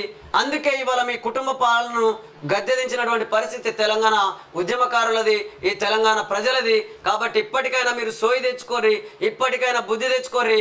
ఇక మీ పార్టీ సంగతి పక్కన పెట్టి ముందు సకల జన సామాజిక న్యాయం కోసం మీరు పోరాడాలని చెప్పేసి మీకు విజ్ఞప్తి చేస్తున్నారు ఈ తెలంగాణ ప్రజలు. కడియంజీ కాంగ్రెస్లోకి రండి. శ్రీహరి కావ్యకు దీపాదాస్ ఆహ్వానం. వరంగల్ నుంచి తాండ్రా కూతుర నేడు అనుచరులతో కడియం భేటీ. తీర్థయాత్ర ముగిసింది. సొంత పార్టీకి వెళ్తున్న కాంగ్రెస్ ఎంపీల పోరాటంతో తెలంగాణ వచ్చింది. సోనియాకు మాటిచ్చి కేసీఆర్ పార్టీని విలీనం చేయలే కేకే. సీఎం రేవంత్ రెడ్డిని కలిసిన మదన్ రెడ్డి, ఆయన వెంట ఎలక్షన్ రెడ్డి కాంగ్రెస్లో చేరిక ఖాయం. ఇంకేముంది, కడియంజీ కాంగ్రెస్లోకి రండి అని అటు తల్లి అంటే కూతురా తండ్రా, ఇక తండ్రి కూతురు మధ్యనే ఆ పదవి ఉండాలి. కానీ ఇక అక్కడ మళ్ళీ మిగతా కుటుంబాలకు లేదా ఇది రిజర్వ్డ్ సీట్ అయినప్పటికీ ఆ మిగతా ఎస్సీ కమ్యూనిటీలో ఉన్నటువంటి అనేక మంది సబ్ క్యాస్ట్ వాళ్ళు ఉన్నారు, మాదిగలు ఉన్నారు, అదేవిధంగా ఇటు మాలలు ఉన్నారు, ఇంకా మిగతా కుటుంబాలు ఉన్నాయి. మరి ఆ బిడ్డలందరికీ ఎట్లా న్యాయం జరుగుతుంది? కాబట్టి ఇలా తండ్రికా కూతురుకా అనేటటువంటి ఆలోచన మీరు చేస్తున్నారు అని అంటే మరి ఎప్పుడు తండ్రి కూతురు ఆ కుటుంబ పాలనే ఉండాలనా? ఆ కుటుంబ రాజకీయమే కొనసాగాలనా? కాబట్టి మిగతా ఎస్సీ కమ్యూనిటీలో ఉన్నటువంటి అనేక మంది మాదిగ బిడ్డలకు అన్యాయం జరుగుతుందని చెప్పేసి ఒకవైపు మా మాదిగ బిడ్డలందరూ పోరాటం చేస్తుంటే ఆ పోరాటం మీ కళ్ళకు కనబడదా అని చెప్పేసి కూడా అనేక మంది మేధావులు అంటున్నారు. కాబట్టి ఇప్పటికైనా సోయి తెచ్చుకొని సామాజిక న్యాయాన్ని పాటించండి. 1823 కోట్లు కట్టండి. కాంగ్రెస్కు ఐటీ శాఖ తాకిద్లు. 1993 నుంచి లెక్కలు తీసిన ఆదాయపు పన్ను శాఖ. ఇది ట్యాక్స్ టెర్రరిజం అని అన్న కాంగ్రెస్ అధికారంలోకి వచ్చాక అరచక శక్తులపై చర్యలు. మళ్ళీ ఇలాంటి పనులు చేయకుండా బుద్ధి చెప్తాం, ఇది నా గ్యారంటీ. రాహుల్ గాంధీ బీజేపీకి 4600 కోట్లు జరిమానా వేయాలి. ఖర్గే నేడు నేడు రేపు దేశవ్యాప్త నిరసనలకు పార్టీ శ్రేణులకు పిలుపు. మరో ఇద్దరు ఎంపీ అభ్యర్థులు జంప్. ఇప్పటికే ఇద్దరు అభ్యర్థులు కాంగ్రెస్లో చేరిక. పెద్ద సంఖ్యలో ఎమ్మెల్యేలు హస్తం గూటికి. చట్టపరంగా ఇబ్బంది ఉండని సంఖ్యలోనే పార్లమెంటు ఎన్నికల్లోపే వస్తారంటున్న కాంగ్రెస్ నేతలు దిగిపోవడంతో ఖాళీ అవుతున్న కింకర్తవ్యం. భవిష్యత్ కార్యాచరణపై ఫామ్ హౌస్లో కేటీఆర్, హరీష్ రావుతో కేసీఆర్ చర్చలు. కేసీఆర్ జిల్లాల పర్యటన. జనగామ, సూర్యాపేట, నల్గొండ జిల్లాల్లో రేపు పంట పొలాల్లో పరిశీలన. నిజంగా చూడాలి కాల్ అవుతుందా, లేకపోతే కార్ టైర్లు కూడా తీసుకుపోతారా, లేకపోతే ఎలక్షన్ అయిపోయిన తర్వాత బీఆర్ఎస్ ని బీజేపీలో ఏమైనా కలుపుతారు అవకాశాలు ఉన్నాయి? ఎందుకంటే కేసీఆర్ దగ్గరకు వస్తే ఛాయిస్ అయితే ఉన్నది. ఎందుకు ఛాయిస్ ఉన్నదంటే ఆనాడు మనం తెలంగాణ వచ్చిన తర్వాత చూసినాం, ఈ తెలంగాణ రాష్ట్రంలో ఉన్నటువంటి వివిధ పార్టీల నేతలందరినీ కూడా మొత్తం గుండు గుతపట్టుకున్నట్టే బీఆర్ఎస్ పార్టీ అంటే ఆనాడున్న టీఆర్ఎస్ పార్టీలో కలుపుకున్నటువంటి పరిస్థితి ఉన్నది. గులాబీ టీడీపీ అనుకోవచ్చు అధికారంలో. కాబట్టి టీడీపీ పార్టీని మొత్తం టీఆర్ఎస్ పార్టీలో చేర్చుకున్నటువంటి పరిస్థితి ఉన్నది. అదేవిధంగా మిగతా పార్టీలలో గెలిచినటువంటి నాయకులను కూడా ఆనాడు బీఆర్ఎస్ పార్టీలో చేర్చుకున్నటువంటి పరిస్థితి ఉన్నది. కాబట్టి వీళ్ళకో న్యాయం ఇంకొకరికి ఒక న్యాయం అనేది ఉండదు అని చెప్పేసి అనేక మంది మేధావులు మాట్లాడుతున్నారు. అదే తంతు ఇవాళ కాంగ్రెస్ పార్టీ కొనసాగిస్తున్నటువంటి పరిస్థితి ఉన్నది ఎన్నికల వ్యవస్థలు అని చెప్పేసి కూడా అనేక మంది మాట్లాడుతున్నారు. ఏది ఏమైనా అధికారమే లక్ష్యంగా అత్యంత ధనవంతులు పెట్టుబడులు పెట్టి రాజకీయాల్లోకి వస్తున్నారు. కాబట్టి పెట్టుబడులు పెట్టి రాజకీయాల్లోకి వస్తున్నటువంటి వాళ్ళు సంపాదనే లక్ష్యంగా పనిచేస్తున్నటువంటి పరిస్థితి ఉన్నది. కాబట్టి ఇప్పటికైనా ఎన్నికల వ్యవస్థలో మార్పు కోసం ఇక్కడ మేధావులు కానీ అదేవిధంగా యువకులు కానీ ఆలోచించి ఖచ్చితంగా మనం ఇది కనుక మార్చుకోకపోతే రాబోయే రోజులలో ఈ కుల రాజకీయాలు, ఈ కుటుంబ రాజకీయాలు, ఈ వారసత్వ రాజకీయాల వల్ల మన ప్రజలకు మేలు జరిగే పరిస్థితి లేదు అని చెప్పేసి అనేక మంది మాట్లాడుతున్నారు. కేసీఆర్ పాపాల వల్లే కరువు. దేవుడి పేరుతో కాళేశ్వరం నిర్మించి దోచుకున్నారు. ప్రతిమ శ్రీనివాస్ కు కాంట్రాక్ట్ కోసమే 3వ టీఎంసీ సచివాలయంలో కేటీఆర్ బావబామాదులకు ఐటీ కాంట్రాక్టు. ఇంటింటికి ఇంటర్నెట్ పేరుతో 5,000 కోట్ల దోపిడీ. ఫోన్ ట్యాపింగ్ ఒప్పుకున్న కేటీఆర్ పై కేసు పెట్టాలి. స్కాములన్నింటిలోనూ రావులే, అందరూ జైలుకే. మా పార్టీలోకి గేట్లు పగలగొట్టుకొని మరి వస్తున్నారు. ఇంకా 30 మంది బీఆర్ఎస్ ఎమ్మెల్యేలు టచ్లో ఉన్నారు. దానం నాగేంద్ర అభ్యర్థిత్వంపై సమస్యలు రావచ్చు. త్వరలో సినిమా థియేటర్లపై రైట్స్. మంత్రి కోమటిరెడ్డి. చూడాలి మరి వీళ్ళు చేసే ప్రయత్నం ఎట్లుంటుంది, మరి ఇది ప్రజలకు అనుగుణంగా ఉంటుందా లేకపోతే పార్టీల మీద కక్ష సాధింపుతో ముందుకెళ్తారా, ఎట్లా వెళ్తారా అనేది కొంతకాలం వెయిట్ చేస్తే కానీ అర్థం కాదు. బీఆర్ఎస్ అవినీతిపై చర్యలేవి. ఫోన్ ట్యాపింగ్ కేసులో చిత్తశుద్ధి లేదు. కాంగ్రెస్ 6 గ్యారెంటీలు ఏమయ్యాయి? రాష్ట్రంలో బీఆర్ఎస్ ఖాళీ. కిషన్ రెడ్డి సిరిసిల్ల నేతలను ఆదుకోవాలి. 270 కోట్ల బకాయిలు విడుదల చేయండి. సీఎం రేవంత్ రెడ్డికి బండి సంజయ్ లేఖ అనేటటువంటి వార్తను మనం చూడొచ్చు. అధికారంలోకి వస్తే బీఆర్ఎస్ నాయకుల అవినీతిపై విచారణ చేస్తామని, వారి సంగతి చూస్తామని చెప్పిన రేవంత్ రెడ్డి ఇప్పుడు అదే పార్టీ వారిని బెదిరించి కాంగ్రెస్లో చేర్చుకుంటున్నారని కేంద్ర మంత్రి బీజేపీ రాష్ట్ర అధ్యక్షుడు కిషన్ రెడ్డి ధ్వజమెత్తారు. శుక్రవారం సికింద్రాబాద్లోని తుకారాం గేట్లో ఏర్పాటు చేసిన కుల సంఘాల ప్రతినిధుల సమావేశంలో మహబూబ్ నగర్లో నిర్వహించిన మీడియా సమావేశంలో ఆయన మాట్లాడారు. తెలంగాణలో బీఆర్ఎస్ ఖాళీ అయిందని అన్నారు. బీఆర్ఎస్ ఎంపీ అభ్యర్థి అని చెప్పి అంటే మొత్తం మీద అయితే ఇక్కడ తుకారాం గేట్లో ఏర్పాటు చేసిన కుల సంఘాల ప్రతినిధుల సమావేశంలో వీళ్ళు మాట్లాడినటువంటి మాటలు మరి ఏం మాట్లాడిరో కానీ, కుల సంఘాలను కూడబెట్టి మీరు ప్రచారం చేస్తున్నారు అని అంటే మన ఎన్నికల కమిషన్ ఏం చెప్పింది? కులాల పేరుతో ఓటు అడగద్దు, కాబట్టి ఇలాంటివి చేయొద్దు, కులాల పేరుతో ప్రకటనలు చేయొద్దు అని చెప్పేసి ఒకవైపు ఎన్నికల కమిషన్ మొత్తుకుంటున్నప్పటికీ, ఒకవైపు అనేక ఆదేశాలు జారీ అవుతున్నప్పటికీ ఇక్కడ కుల రాజకీయాలు జరుగుతున్నాయి, మత రాజకీయాలు జరుగుతున్నాయి. అదేవిధంగా అనేక రకాల డిస్క్రిమినేషన్స్తో కూడుకున్నటువంటి రాజకీయాలు చేస్తూ వీళ్ళు ప్రజల్లోకి వెళ్తున్నటువంటి పరిస్థితి ఉన్నది. కాబట్టి ఇక్కడ అన్ని సమస్యలను వాళ్ళకు అదునుగా చేసుకొని ఆ పార్టీ గెలిపే లక్ష్యంగా పనిచేస్తున్నటువంటి పరిస్థితి కొన్ని పార్టీల తీరును చూస్తే మనకు అర్థమవుతుందని చెప్పేసి కూడా అనేక మంది మేధావులు మాట్లాడుతున్నారు.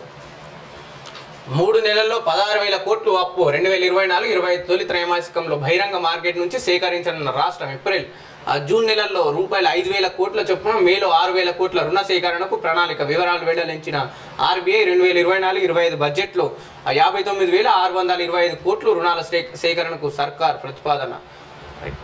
సిరియాపై ఇజ్రాయెల్ బాంబులు, 42 మంది మృతుల్లో హిజాబుల్లా డిప్యూటీ కమాండర్. అప్పుడే పుట్టిన పిల్లలు ఏఐ అంటున్నారు. నేటి తరం చిన్నారులు చాలా అడ్వాన్స్. డీప్ ఫేక్ వినియోగంపై నియంత్రణ అవసరం. మళ్ళీ అధికారం చేపట్టిన వెంటనే గర్భాశయ క్యాన్సర్ టీకా అభివృద్ధికి నిధులు. బిల్ గేట్స్తో ప్రధానమంత్రి నరేంద్ర మోదీ. టెక్నాలజీని ప్రజలకు చేరువ చేయడంలో భారత్ బేష్. Bill Gates. ఆర్టిఫిషియల్ ఇంటెలిజెన్స్ విషయంలో నిజంగా ఈ సెల్ ఫోన్లు ఇవి వచ్చిన తర్వాత అయితే అప్పుడే పుట్టిన పిల్లలు కూడా ఏఐ అంటున్నారు అని చెప్పేసి అంటున్నారు అని అంటే నిజంగానే మరి వాళ్ళకు సమాచారం ఏది అందుబాటులో ఉంటే దానికి అనుగుణంగానే ఆ పిల్లల యొక్క ప్రవర్తన ఉండే అవకాశం ఉన్నది. కాబట్టి బాల్యం దశ నుంచి మీరు ఆర్టిఫిషియల్ ఇంటెలిజెన్స్ వైపు ఆ పిల్లల యొక్క ఆలోచనను తీసుకెళ్తున్నప్పటికీ అక్కడ తల్లిదండ్రుల మీద గౌరవం కానీ కుటుంబం మీద గౌరవం కానీ చిన్న పెద్ద అంటే ఆ ఒక గౌరవ మర్యాదలు అనేటివి కూడా కల్పించాల్సినటువంటి బాధ్యత మన మీద ఉన్నది.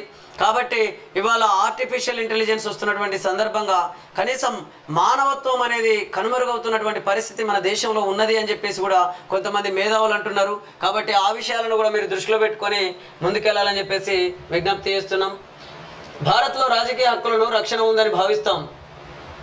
భారత్లో రాజకీయ హక్కులకు రక్షణ ఉందని భావిస్తాం. ఎన్నికలు స్వేచ్ఛగా జరుగుతాయని ఆశిస్తున్నాం. కేజ్రీవాల్ అరెస్ట్పై ఐరాస వాక్య అంటే ఐక్యరాజ్య సమితి వ్యాఖ్యానించినటువంటి వార్త. ఢిల్లీ ముఖ్యమంత్రి అరవింద్ కేజ్రీవాల్ అరెస్టుపై ఐక్యరాజ్య సమితి కూడా స్పందించింది. ఇంతవరకు జర్మనీ, అమెరికా దేశాలు తమ అభిప్రాయాలను వ్యక్తం చేయగా ప్రస్తుతం ఐరాస సెక్రటరీ జనరల్ ఆంటోనియో గుటెరస్ అధికార ప్రతినిధి స్పందించారు.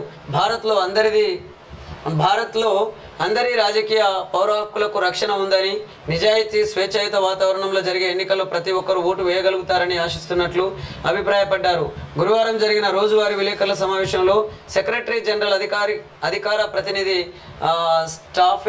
స్టాఫానే డుజారిక్ ఈ వ్యాఖ్యలు చేశారు. రానున్న ఎన్నికల సందర్భంగా భారత్లో నెలకొన్న రాజకీయ అశాంతిపై అడిగిన ప్రశ్నకు సమాధానంగా వాళ్ళు మాట్లాడినటువంటి వార్తలు మనం చూడొచ్చు. కాబట్టి ఎన్నికల వ్యవస్థలో మార్పు రాకుండా ఈ రాజకీయ అశాంతి అనేది జరగడానికి ఆస్కారం ఉన్నది. అదేవిధంగా అనేక రకాల అవినీతి అక్రమాలకు ప్రజలకు అన్యాయాలు జరిగే అవకాశం ఉన్నది. కాబట్టి ఈ వ్యవస్థలోనే మార్పులు తీసుకొచ్చి ఇలాంటి పరిస్థితులు లేని ఎన్నికల వ్యవస్థను రూపొందించుకోవాల్సిన అవసరం ఎంతైనా ఉందని చెప్పేసి కూడా అనేక మంది మేధావులు అంటున్నారు. కేజ్రీకి మద్దతుగా రేపు ఢిల్లీలో సభ హాజరు కానున్న రాహుల్ 13 పార్టీల నేతలు ఏదైతే కేజ్రీవాల్ అరెస్ట్ పై నిరసన తెలియజేస్తూ కాంగ్రెస్ పార్టీ, ఇండియా కూటమితో సహా ప్రతిపక్షాలకు పన్నుపోటు 1,823 కోట్లు కట్టాలంటూ కాంగ్రెస్ కు నోటీసులు, 11 కోట్లు చెల్లించాలంటూ సిపిఐకి సైతం కేంద్రం తీరుపై విపక్షాల ఆగ్రహం. ఇది ట్యాక్స్ టెర్రరిజం అని బీజేపీపై ఆరోపణలు. ఒకే విడతలో 2 లక్షల రుణమాఫీ, అందుకు కసరత్తు, త్వరలోనే విధి విధానాలు. ఆర్బీఐ బ్యాంకులతో చర్చలు ప్రారంభం. ప్రకటన విడుదల చేసిన మంత్రి తుమ్మల వర్షాల వల్ల 40,000 ఎకరాల్లో పంట నష్టం ప్రాథమికంగా గుర్తింపు, నివేదిక రాగానే సహాయం. డిప్యూటీ సీఎం బట్టి తుమ్మల నాగేశ్వరరావు అని చెప్పేసి ఇక్కడ ఒక వార్త. నిజంగా వీళ్ళు పంట నష్టాలకు సహాయం చేస్తారా లేకుంటే ఆదుకుంటారని కూడా చూడాలి. ఎందుకంటే అక్కడక్కడ రైతులు రోడ్లపైకి వచ్చి ఆందోళనలు చేస్తున్నారు. మొన్న వీళ్ళు మాట్లాడిన మాటలు మన పేపర్లలో చూసాం. వీళ్ళు ఏమంటున్నారంటే వడగండ్ల వాన వల్ల, అకాల వర్షాల వల్ల నష్టపోయిన పంటలనే మేము ఆదుకుంటామన్నట్టు వీళ్ళు మాట్లాడుతున్నారు. మరి నీరందక ఇవాళ అటు కాలువల ద్వారా కావచ్చు, లేదా బోరుబావులు ఎండిపోయి నీరు అడుగంటిపోయి నీరందక అనేక మంది రైతాంగం యొక్క పంటలన్నీ నష్టపోయినటువంటి ఆ పంటలకు గిట్టుబాటు అంటే ఆ పంటలకు నష్టపరిహారం ఎవరు చెల్లించాలి? కాబట్టి ఇటు పంట నష్టపరిహారాన్ని చెల్లించాల్సినటువంటి బాధ్యత ఈ రాష్ట్ర ప్రభుత్వం మీద ఉన్నది. అదేవిధంగా కాస్తో కూస్తో పండినటువంటి పంటలకు కూడా సరి అయిన గిట్టుబాటు ధర కల్పించాల్సినటువంటి బాధ్యత కూడా ఈ రాష్ట్ర ప్రభుత్వం మీద ఉన్నది.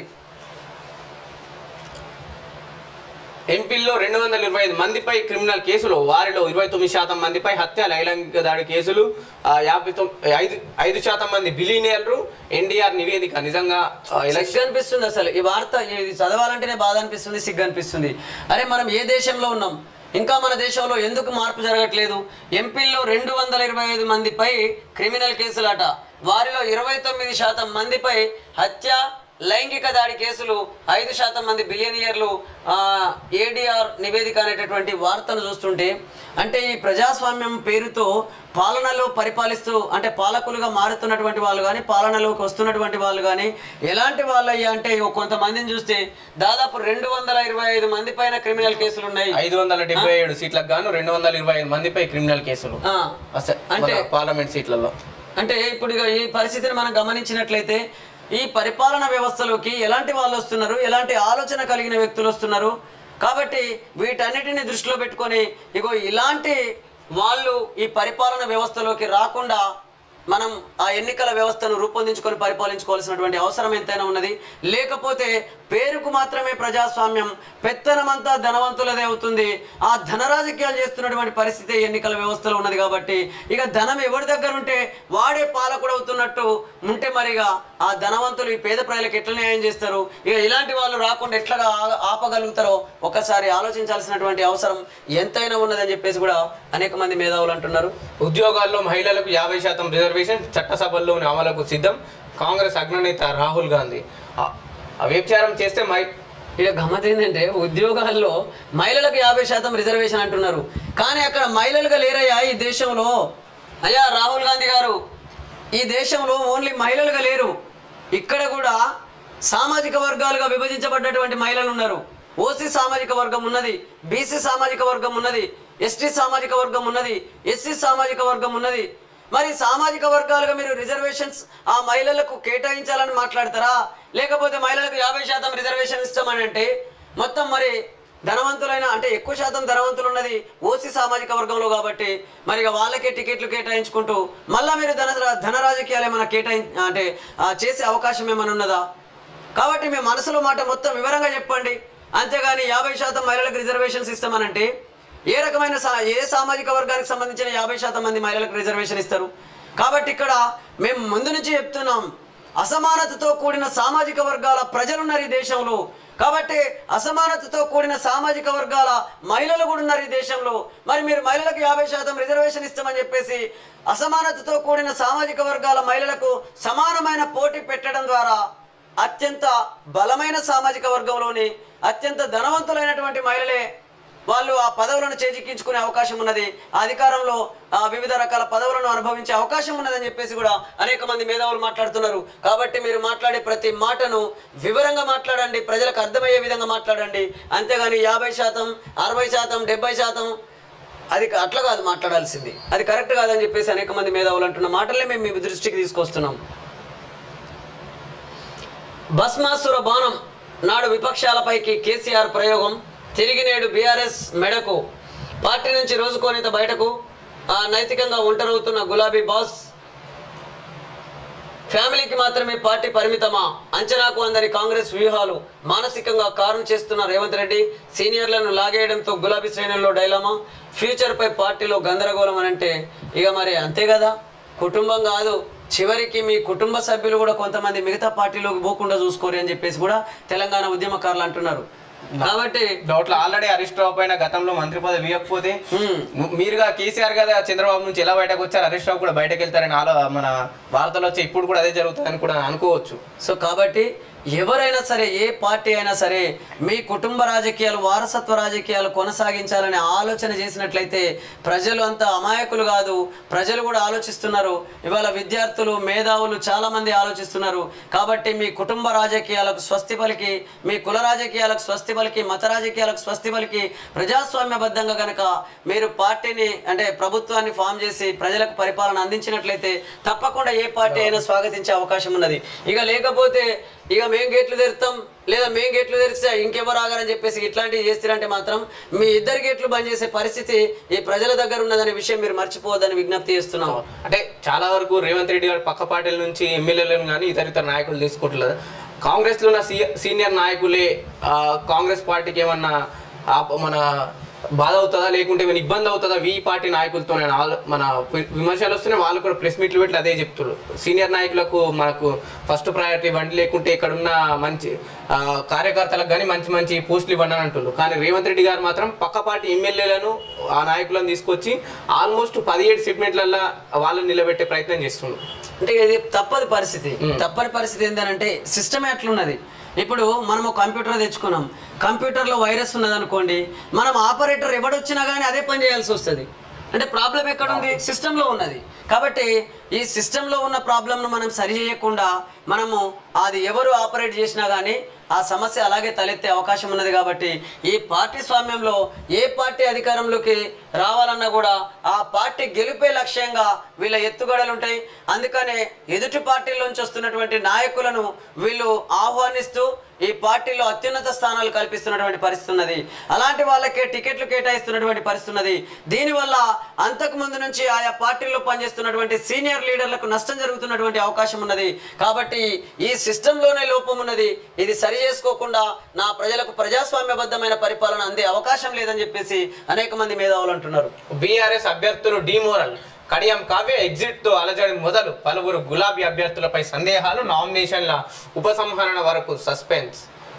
కడియంతో చర్చలు, అసెంబ్లీ సెషన్లోనే గేమ్ స్టార్ట్ చేసిన రేవంత్, ఇద్దరి మధ్య ఏకాంత భేటీలోనే చేరికపై డిస్కషన్ అంటే ఒక వార్త వచ్చు. నిజంగా కడియం శ్రీహరి గారు అసెంబ్లీలో రేవంత్ రెడ్డి గారిని చాలా విమర్శించారు.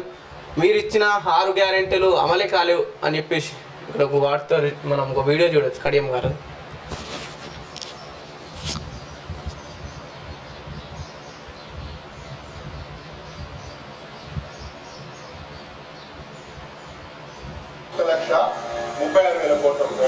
ఆ 1,36,000 కోట్లు 6 గ్యారెంటీలకే. ఇంకా అందులో రైతు రుణమాఫీ లేదు, అందులో డిక్లరేషన్స్ లేవు, అందులో డాక్టర్ బిఆర్ అంబేద్కర్ అభయస్థం లేదు, యువ వికాసం లేదు, అన్ని ఇంకా చాలా ఉన్నాయి. అవి కాకనే మహాలక్ష్మి గ్యారెంటీలో 3 హామీలు ఉన్నాయి. కానీ అసలు హామీ ఏంటిదంటే ప్రతి మహిళకు ప్రతి నెల 2,500 రూపాయల చొప్పున ఆర్థిక సాయం చేస్తారు. మన రాష్ట్రంలో 18 సంవత్సరాలు నిండిన వాళ్ళు 1,60,00,000 మంది ఉన్నారు. పోనీ ప్రతి మహిళకి ఇవ్వడానుకున్న శ్రీధర్ బాబు గారు మన రాష్ట్రంలో 90 లక్షల వైట్ రేషన్ కార్డ్స్ ఉన్నాయి. మీరు ఒక్క రేషన్ కార్డుకు ఒకరికి ఇచ్చిన 90 లక్షల మందికి నెలకు 2,500 చొప్పున ఇచ్చిన ఎన్ని డబ్బులు కావాలి? 20,000 కోట్లు కావాలి. దీంట్లో ప్రావిజనే లేదు. నేను అడిగేది 6 గ్యారెంటీలను చాలా ఆర్భాటంగా, చాలా అద్భుతంగా ప్రజలకు మీరు తీసుకువెళ్ళారు. ఒక మాటలో చెప్పాలంటే ఆ 6 గ్యారెంటీలు మిమ్మల్ని గెలిపించినాయి. ప్రజలు నమ్మారు మిమ్మల్ని. ప్రజలు నమ్మి మీకు ఓట్లేశారు. ప్రజలు నమ్మి ఓట్లేసి అధికారంలోకి వచ్చిన తర్వాత ప్రజలను ఎత్తిన భస్మాసుర హస్తం పెడుతున్నారు. నిజంగా శ్రీహరి గారికి ఒక మాట చెప్పాలా, నెరవేరని హామీలు ఇచ్చిందని కాంగ్రెస్ అంటూనే కాంగ్రెస్లోకి వెళ్ళి నేనే నెరవేరుస్తా అని చెప్పేసి ఇండైరెక్ట్ గా కాంగ్రెస్ పార్టీలో చేరి మాటలు అయితే చెప్పడం జరుగుతుంది. అంటే ఇప్పుడు ఇక్కడ కడియం శ్రీహరి గారు ఒక మాట అన్నాడు, ప్రజలపైన భస్మాసుర హస్తం పెడుతున్నారు మీరు అని చెప్పేసి అన్నారు. మరి నిజంగా మీకు భస్మాసుర హస్తం పెట్టినటువంటి పార్టీలో చేరాలని ఎట్లా అనిపించిందో అదే నోటితో ప్రజలకు చెప్పాలని చెప్పేసి ఇక్కడ ఉన్నటువంటి తెలంగాణ బిడ్డలు అడుగుతున్నారు, తెలంగాణ ప్రజలు అడుగుతున్నారు.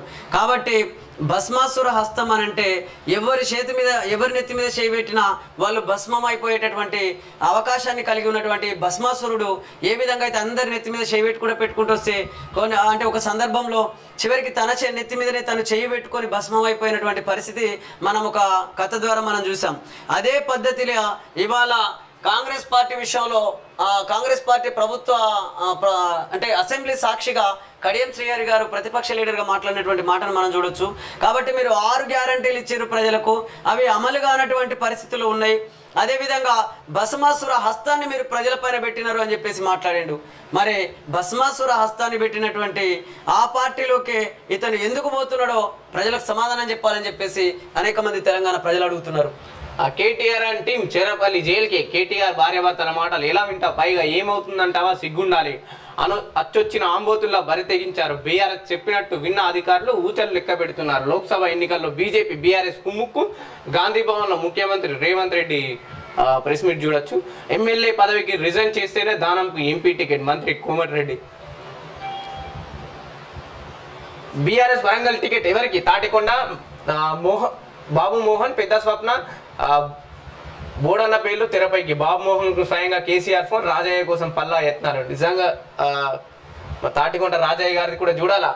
కాంగ్రెస్ మన బీఆర్ఎస్ కి రాజీనామా చేసింది, మళ్ళీ అవకాశం ఉంది కాబట్టి బీఆర్ఎస్ పార్టీకి వచ్చే అవకాశం ఉందా, లేకుంటే బీఆర్ఎస్ వాళ్ళు దీన్ని యాక్సెప్ట్ చేస్తారా, లేకపోతే స్టేషన్ కనుకుంటారు కొత్త నాయకత్వాన్ని తీసుకొస్తారని క్వశ్చన్స్ కూడా చాలానే ఉన్నాయి. నల్గొండ ఖమ్మం నేతలే నీ పాలిట మానవ బాంబులు. సీఎం రేవంత్ రెడ్డికి కేటీఆర్ హెచ్చరిక. 6 గ్యారెంటీలు 6 గారడీలుగా మిగిలాయి. పదవులు అనుభవించి కష్టకాలంలో పార్టీ నుంచి వెళ్తున్నారు. కాళ్ళు పట్టుకున్న వారిని తిరిగి బీఆర్ఎస్ లోకి చేర్చుకోం. నేను రంగంలోకి దిగుతా, కార్యకర్తల కోసం పనిచేస్తా. కేటీఆర్ కాలు పట్టుకున్నా కాదు, ఒకసారి మీరు అధికారంలోకి వచ్చాక వాళ్ళే వస్తారు, మీరే తీర్చుకుంటారు. కాబట్టి ఇక్కడ ఏంటంటే నువ్వు ఓడిపోయే పరిస్థితి వచ్చింది అని అంటే అక్కడ కాళ్ళు పట్టుకుని ఆగేటట్లేరు, ఇంకా ఏళ్ళు పట్టుకుని ఆగేటట్లేరు. కాబట్టి ఆ రోజు మీరు కూడా ఆ ప్రజలను అంటే మిగతా పార్టీలో ఉన్నటువంటి నాయకులను దాదాపు 24 మంది ఎమ్మెల్యేలను తీసుకున్నారు కేసీఆర్ గారు. కాబట్టి అక్కడ కూడా ఆ 24 మంది ఆ పార్టీల నాయకులు వాళ్ళ కాలు పట్టుకున్న వాళ్ళు ఆగలేదు, ఏళ్ళు పట్టుకుని ఆగే పరిస్థితి లేదు. అప్పుడు మీ పార్టీలో చేరారు. ఇవాళ మీ పార్టీ ఓటమి చవి చూసిన సందర్భంగా, ఓడిపోయిన సందర్భంగా సేమ్ పరిస్థితి మీకు కూడా ఎదురవుతున్నటువంటి అవకాశం, అంటే ఎదురవుతున్నటువంటి స్థితిని మీరు గమనించవచ్చు. కాబట్టి ఇక్కడ మీరు ఒక మాట మాట్లాడుతున్నారు, నల్గొండ ఖమ్మం నేతలే నీ పాలిట మానవ బాంబులు అంటున్నారు. అదే మనం ఇంతకుముందు నుంచి అంటున్నాం, ఏదైతే మీరు పార్లమెంటరీ వ్యవస్థలో ఉన్నారో, ఒక ప్రజాప్రతినిధులుగా మీరు ప్రజల్లోకి వచ్చినటువంటి నాయకులు, ప్రజలకు మీరు ఆదర్శంగా ఉండాల్సినటువంటి నాయకులు, ఇవాళ అటు రేవంత్ రెడ్డి గారు కానీ ఇటు కేటీఆర్ గారి వీళ్ళ మాటలు చూస్తుంటే మానవ బాంబులు లేకపోతే మరొకటి అంటే అన్పార్లమెంటరీ వర్డ్స్ యూజ్ చేస్తున్నారు. కాబట్టి ఇది అంత కరెక్ట్ కాదు. మిమ్మల్ని ఆదర్శంగా తీసుకునేటటువంటి యువకులు కూడా సేమ్ మీలాగే మాట్లాడుతూ చివరికి మన రాష్ట్రాన్ని మీరు ఏం చేయాలనుకుంటున్నారు, మీరే ప్రజలకు సమాధానం చెప్పాలని చెప్పేసి అనేక మంది మేధావులు అడుగుతున్నారు మిమ్మల్ని. కేటీఆర్ మాత్రం రేవంత్ రెడ్డికి ఒక మంచి మాట చెప్పి, నల్గొండలో ఉన్న కోమటిరెడ్డి బ్రదర్స్ కావచ్చు, లేకపోతే ఖమ్మంలో ఉన్న మన పొంగులేటి కావచ్చు, బట్టి విక్రమార్క గారు కావచ్చు, వీళ్ళందరే సీఎం సీటు గుంజుకునే అవకాశం ఉందని చెప్పేసి మాట చెప్పేసిండు. దాని మీ పాలిట మానవ బాంబులు అయ్యే అవకాశం ఉందని చెప్పేసి, అంటే ఏది ఏమైనా పదాల విషయంలో మాత్రం కొంచెం ఆలోచించి మాట్లాడాలని చెప్పేసి మేము విజ్ఞప్తి చేస్తున్నాం. తుక్కుగూడ సభలో చేరికలు, కేకే సహా పరువులు, సీనియర్లు జాయినింగ్, వారితో పాటు మరికొందరు చేరుతారని ఆ గుసగుసలు. బీఆర్ఎస్ కు షాక్ ఇచ్చేలా కాంగ్రెస్ పక్కా ప్లానింగ్, పలువురు గులాబీ లీడర్లతో రహస్యంగా భేటీలు, రేవంత్తో మాజీ ఎమ్మెల్యేలే మదన్ రెడ్డి భేటీ, సీఎంతో కేకే, కడియంతో ఆ కాంగ్రెస్ నేతల సమావేశం. బీఆర్ఎస్ పాలసీలు నచ్చకే రిజైన్, రాజ్యసభ సభ్యత్వానికి రాజీనామా చేస్తా, 13 ఏళ్ల తీర్థయాత్ర తర్వాత తిరిగి సొంత ఇంటికి, తెలంగాణను ఏర్పాటు చేసింది కాంగ్రెస్, పార్టీ విలీనంపై మాట తప్పిన కేసీఆర్, మీడియా సమావేశంలో కేశవరావు అనేటటువంటి వార్తను చూడొచ్చు. కేశవరావు గారికి గత 10 సంవత్సరాలు ఎందుకు గుర్తురాలని చెప్పేసి చాలా మంది ప్రశ్నిస్తున్నారు. ఎందుకంటే గత 10 సంవత్సరాలుగా బీఆర్ఎస్ అధికారంలో ఉంది కాబట్టి కాంగ్రెస్ని విమర్శించారు. ఇప్పుడు కాంగ్రెస్లోకి వచ్చాక మళ్ళీ బీఆర్ఎస్ని విమర్శిస్తున్నారు. అదే అందుకనే ఏదేమైనా ఈ సిస్టంలోనే లోపం ఉంది కాబట్టి ఇక ఇవన్నిటి గురించి ఎంత మాట్లాడినా కూడా వ్యక్తిగతం కాదు కదా. ఇప్పుడు వాళ్ళకు అవకాశం ఉంది కాబట్టి వాళ్ళే రావాలనుకుంటున్నారు. ఇలా కేసీఆర్ కుటుంబ పాలన చేయాలని కోరుకుంటలేదా, వారసత్వ రాజకీయాలు కొనసాగించాలని ఆలోచించలేదా? అదేవిధంగా కింది స్థాయి నాయకులు కూడా నేను పోతే వాళ్ళ నా బిడ్డ రావాలనో, నా కొడుకు రావాలనో, లేకపోతే మా కుటుంబ సభ్యులు రావాలనో కోరుకుంటున్నారు. కాబట్టి దానికి అవకాశం ఉన్నది కాబట్టి ఇలాంటి రాజకీయాలు చేస్తున్నారు. అట్లాంటి వాటికి అవకాశం లేని వ్యవస్థను రూపొందించుకున్నప్పుడు మాత్రమే ఇది ఆగే అవకాశం ఉన్నది. మా నాన్న బీఆర్ఎస్ ను వీడటం దురదృష్టకరం, కేకే తనయుడు విప్లవ్ కుమార్. ఆ పెద్దపల్లి టికెట్ మాదిగలకు మాదిగ ఈక్వేషన్స్ తో గడ్డం వంశీని మార్చేందుకు కాంగ్రెస్ యోచన. ఇప్పటికే మాలలకు నాగర్ కర్నూల్, పెద్దపల్లి టికెట్ కడియం ఫ్యామిలీకి వరంగల్ ఇస్తే రిజర్వ్డ్ గా ఉన్న 3 చోట్ల వారికి మాదిగ సామాజిక వర్గం నుంచి తీవ్ర వ్యతిరేకతకు ఛాన్స్. పెద్దపల్లి అభ్యర్థిని మార్చండి, రెండో రోజు ఏఐసిసి ఎదుట మాదిగల నిరసన. అది అందుకనే ఇక్కడ సామాజిక న్యాయం అనేది చేయాల్సిన అవసరం ఉన్నది. లేకపోతే ఆ ఎస్సీ సామాజిక వర్గంలో ఉన్నటువంటి ఉపకులాలలో భాగమైనటువంటి మాదిగలకు కూడా అన్యాయం జరుగుతుందని చెప్పేసి వాళ్ళు రోడ్డెక్కుతున్నటువంటి పరిస్థితి ఉన్నది. కాబట్టి వీటన్నిటిని గమనించి నిజంగా అత్యంత ఎక్కువ శాతం అంటే మాలలతో పోల్చుకున్నట్లయితే ఈ రాష్ట్రంలో అత్యంత ఎక్కువ శాతం మాదిగలు ఉంటారు. కాబట్టి ఎక్కువ శాతం జనాభా ఉన్నటువంటి మాదిగలకే ఈ టికెట్లు కేటాయించే విషయంలో వివిధ పార్టీలు అన్యాయం చేస్తున్నాయని చెప్పేసి అనేక మంది మాదిగ బిడ్డలు ఇవాళ పోరాటం చేస్తున్నటువంటి పరిస్థితిని మనం గమనించవచ్చు. 5 అభ్యర్థులతో కాంగ్రెస్ పార్టీ 9వ జాబితాను శుక్రవారం విడుదల చేసింది. కర్ణాటకలోను 3, రాజస్థాన్లోను 2 లోక్సభ స్థానాలకు అభ్యర్థుల పేర్లు ఖరారు చేసింది. బాలీవుడ్ హీరోయిన్ కంగనా రనౌత్ ఎన్నికల ప్రచారాన్ని ప్రారంభించారు. హిమాచల్ ప్రదేశ్లోని ఆ మండి నియోజకవర్గం నుంచి పోటీ చేస్తున్న కంగనా శుక్రవారం భారీ ర్యాలీ నిర్వహించారు. సీఎం కేజ్రీవాల్ అరెస్టును వ్యతిరేకిస్తూ ఇండియా కూటమి నేతలు ఢిల్లీలో రామ్లీలా మైదానంలో రేపు భారీ బహిరంగ సభ నిర్వహించనున్నారు. ఇందులో రాహుల్ ఖర్గే, శరద్ పవార్తో పాటు కీలక నేతలు పాల్గొనున్నారు. లోక్సభ ఎన్నికల షెడ్యూల్ విడుదలైనప్పటి నుంచి ఇప్పటి వరకు విజిలెన్స్ యాప్ ద్వారా 79,000 కోడ్ ఉల్లంఘన కేసులు నమోదైనట్టు కేంద్ర ఎన్నికల సంఘం వెల్లడించింది. వీటిలో 99% పైగా ఫిర్యాదులను పరిష్కరించామని తెలిపింది. ట్యాపింగ్ కుట్ర నిజమే. ప్రతిపక్ష నేతల మాటలు విన్నాను. ప్రైవేటు వ్యక్తులపైన నిఘా అనంతరం ఆధారాలు ధ్వంసం చేశా. ఎన్నికల సమయంలో రాజకీయ పార్టీ డబ్బును పోలీసు వాహనాల్లో తరలించా. రాధాకిషన్ రావు వాంగ్మూలం ప్రెస్ నోట్ విడుదల చేసిన డీసీపీ విజయ్ కుమార్. రాధాకిషన్ రావుకు 14 రోజుల రిమాండ్. ఫోన్ ట్యాపింగ్లో టెలిగ్రాఫ్ యాక్ట్ పలు సెక్షన్లను జత చేసిన దర్యాప్తు అధికారులు, కోర్టుకు మెమో దాఖలు చేసిన ఆఫీసర్లు, మరో 11 మంది పాత్ర ఉన్నట్లు నిర్ధారణ అనే వార్తను మనం చూడొచ్చు. అంటే మొత్తం మీద అయితే ఇది ఒక్కసారి మనం ఓపెన్ చేసి చూద్దాం. దీంట్లో నమస్తే తెలంగాణ ప్రధాన పేపర్లోని ప్రధాన వార్తల్ని మనం హెడ్లైన్ని కొంచెం ఒకసారి చూద్దాం. కరువు రైతుకు బాసటగా రేపు జిల్లాల పర్యటనకు కేసీఆర్. రైతు కోసం రైతు చెంతకు మాట తప్పిన కాంగ్రెస్ పై మడమ తిప్పని పోరు. 31న జనగామ జిల్లా, సూర్యాపేట, నల్గొండ జిల్లాకు కేసీఆర్.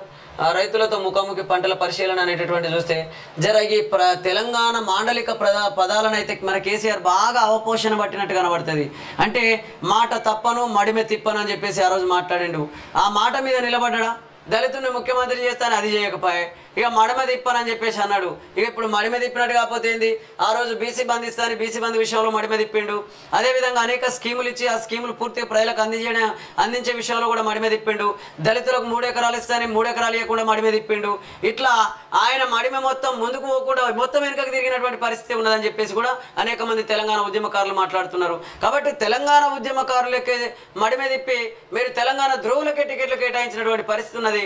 ఇంకా కొన్ని సందర్భాల్లో అయితే మీ మాటలు విన్నటువంటి తెలంగాణ ప్రజలు, తెలంగాణ ఉద్యమకారులు అది మీ నాలికేనా తాటి మటన్ అని చెప్పేసి కూడా మాట్లాడినటువంటి పరిస్థితిని మనం చూసాం. కాబట్టి ఇప్పటికైనా మీరు చేస్తున్న యాత్రలు ఇవన్నీ కూడా మీరు కాకుండా మిగతా నాయకులకు అవకాశం ఇచ్చి వాళ్ళ ద్వారా మీరు ఆ రైతాంగం దగ్గరికి వెళ్ళండి. అప్పుడే మిమ్మల్ని హర్షిస్తారు తప్ప లేకపోతే మీరు మీదికి ఎన్ని నీతులు చెప్పినా కానీ మీరు చేసిన అన్ని గమనించారు. టీఆర్ఎస్ పార్టీగా ఉన్నటువంటి మీ పార్టీ పేరును